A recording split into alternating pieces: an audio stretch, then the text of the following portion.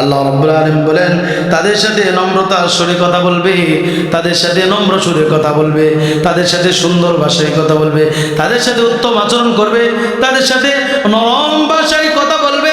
ভাইরা আমার, আমরা অনেক সময় পিতামাতার সাথে ধমকের সুরে কথা বলি, পিতামাতার সাথে গরম সুরে কথা বলি, পিতামাতার সাথে খারাপ আচরণের সাথে কথা বলি, কিন্তু আল্লাহ রাব্বুল আলামিন বলতেছেন ওয়াকুল লাহুমা কাওলান কারীমা, তাদের সাথে সুন্দর আচরণ করো, উত্তম আচরণ করো, তাদের সাথে নরম ভাষায় কথা বলো। কে বলতেছেন ভাই? আল্লাহ রাব্বুল আলামিন বলতেছেন। তারপরে দেখি কি লিখছে, ওয়াখফিদ লাহুমা জানাহাযুল্লি মিনার রাহমা। আল্লাহ রাব্বুল আলামিন বলেন পিতামাতার জন্য নিজ নিজ পাখা নম্রতা সহকারে নত করে দিবে। সুবহানাল্লাহ। ওয়াখফিদ লাহুমা জানাহাযুল্লি মিনার রাহমা, তোমরা তোমাদের পিতামাতার সামনে তোমাদের পাখাগুলো নম্রতা সহকারে পেশ করো। ভাইরা আমার, বন্ধুগণ আমার, রব্বুল আলামিন সুন্দর ব্যবহার আমাদেরকে শিক্ষা দিচ্ছেন। তোমরা পিতামাতার সামনে নিজেকে নত করে দাও, তোমাদের ডানাগুলো নত করে দাও। তাহলে তোমরা যদি তোমাদের পিতামাতার সামনে নিজেকে ছোট করে দিতে পারো, পিতামাতার সামনে যদি তুমি তোমাকে একেবারে হ্যায় করে ফেলো, রব্বুল আলামিন তোমাকে সমাজের মধ্যে সকল মানুষ থেকে তোমাকে উৎকৃষ্ট বানিয়ে দিবেন। সুবহানাল্লাহ। ভাইরা আমার, এই জন্য পিতামাতার সাথে সুন্দর আচরণ করবো কিনা? আমরা সকলেই পিতামাতার সাথে সুন্দর আচরণ করব, পিতামাতার সাথে উত্তম আচরণ করব, তাদের সামনে উফ শব্দটাও ব্যবহার করব না, তাদেরকে ধমক দিব না, তাদের সাথে নরম ভাষায় কথা বলবো। নিজ নিজ পাকাগুলো, নিজ ডানাগুলো, নিজের রহমতের ডানাগুলো পিতামাতার সামনে নত করে দিব। পারবো তো ইনশাআল্লাহ? ভাইরা আমার, এই পিতামাতাও দুনিয়াতে সারা জীবন থাকবেন না, কিয়ামত পর্যন্ত থাকবেন না। ভাইরা আমার, এই পিতামাতাও দুনিয়া থেকে বিদায় নিয়ে চলে যাবেন।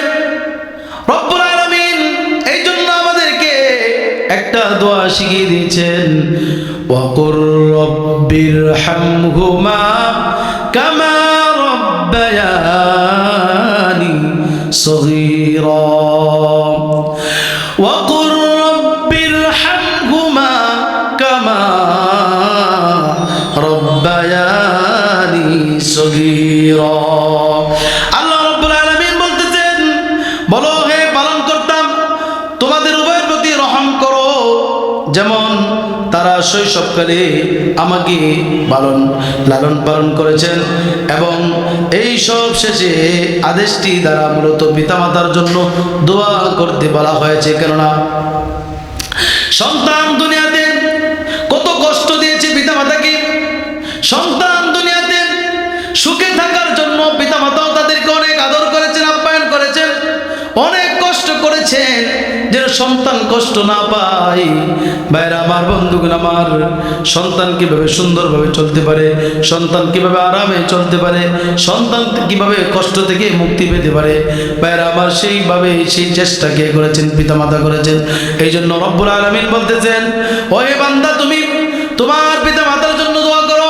ওয়াকুর রব্বিরহামহুমা কামা রব্বায়ানি সগীরা। রব্বুল আলামিনের কাছে আমরা বলবো, রব্বুল আলামিন, আমরা যখন শৈশবকালে, আমরা যখন ছোট ছিলাম, নবজাতক ছিলাম, আমার পিতামাতা আমাদেরকে যেইভাবে লালন করেছে, আমাদেরকে যেইভাবে সুন্দর করে লালন পালন করেছে, আজ পিতামাতা আমাদের সামনে নেই, আজ পিতামাতা আমাদের মধ্যে নেই। ভাইরা আমার, বন্ধুগণ আমার, রব্বুল আলামিন বলতেছেন, রব্বুল আলামিনের কাছে দোয়া করবেন আর বলবেন, আজ পিতামাতা আমাদের কাছে নেই, আমাদের সামনে নেই, আজকে তোমার দরবারে আমাদের মাতা পিতা চলে গিয়েছে, আর সেই জায়গায় তুমি আমার পিতামাতাকে এমন সুন্দরভাবে রাখো যেইভাবে ছোটবেলা আমাদেরকে স্নেহ করেছেন, লালন করেছেন, পালন করেছেন। পারবো ইনশাআল্লাহ? ভাইরা আমার, বন্ধুগণ আমার, পিতামাতার সাথে যদি কোনো ব্যক্তি খারাপ আচরণ করে, পিতামাতার সাথে যদি পিতামাতার অবাধ্য হয়, খারাপ আচরণ করে, তাহলে কি পরিণত হইতে পারে? ভালো করে কান খেয়াল করে শুনুন, কানটাকে একটু খাড়া করে ভালো করে খেয়াল করুন। ভাইরা আমার, বন্ধুগণ আমার, নবী করিম সাল্লাল্লাহু আলাইহি ওয়াসাল্লামের সাহাবী হযরত আলকামা রাদিয়াল্লাহু তাআলা,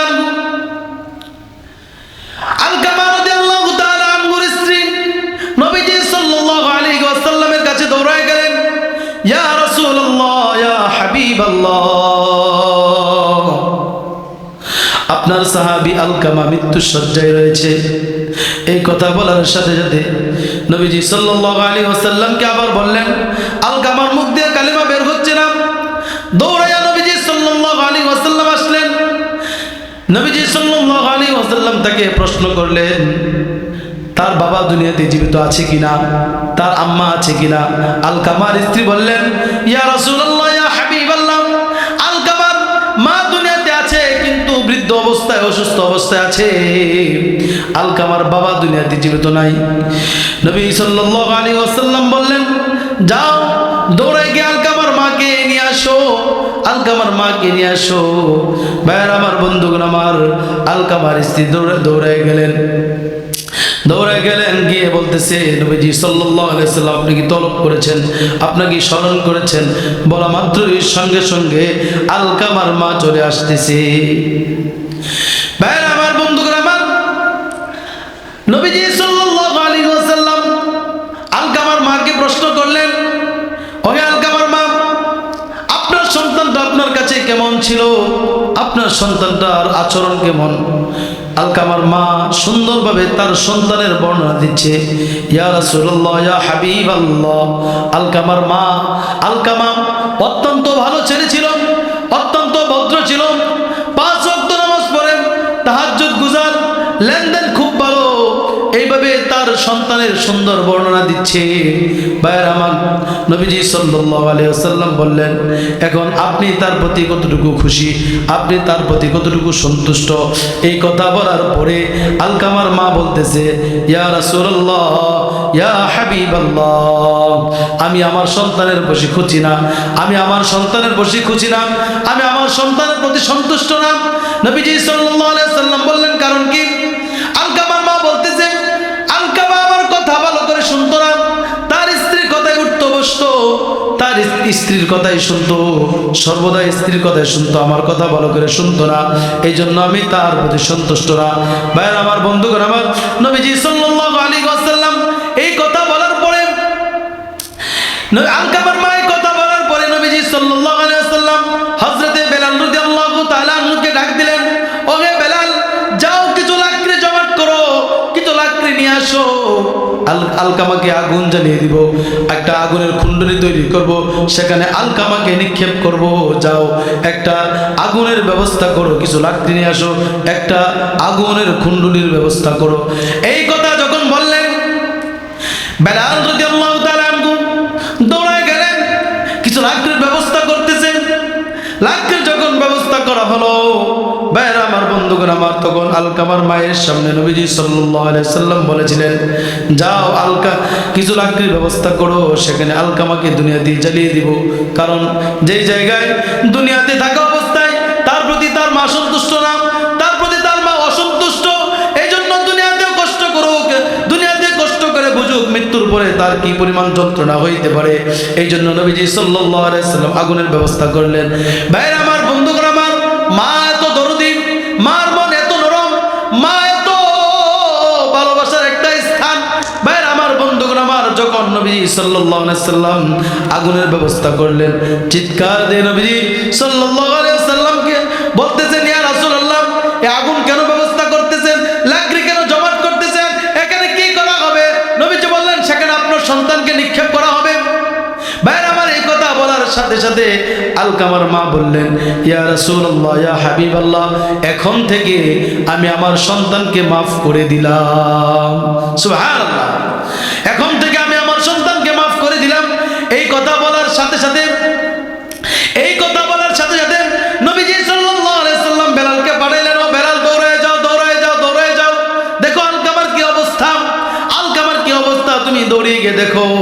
ভাইরা আমার, বন্ধুগণ আমার, বেলাল রাদিয়াল্লাহু তাআলা আনহু দৌড়ে গিয়ে দেখেন আলকামা পড়তেছে, লা ইলাহা ইল্লাল্লাহু মুহাম্মাদুর রাসূলুল্লাহ সাল্লাল্লাহু আলাইহি ওয়াসাল্লাম। ভাইরা আমার, এই বিষয় থেকে, এই ঘটনা থেকে বোঝা যায় যে আল্লাহ রাব্বুল আলামিন প্রথমত আমাদেরকে আদেশ করেছেন পিতামাতার সাথে সৎ ব্যবহার করতে।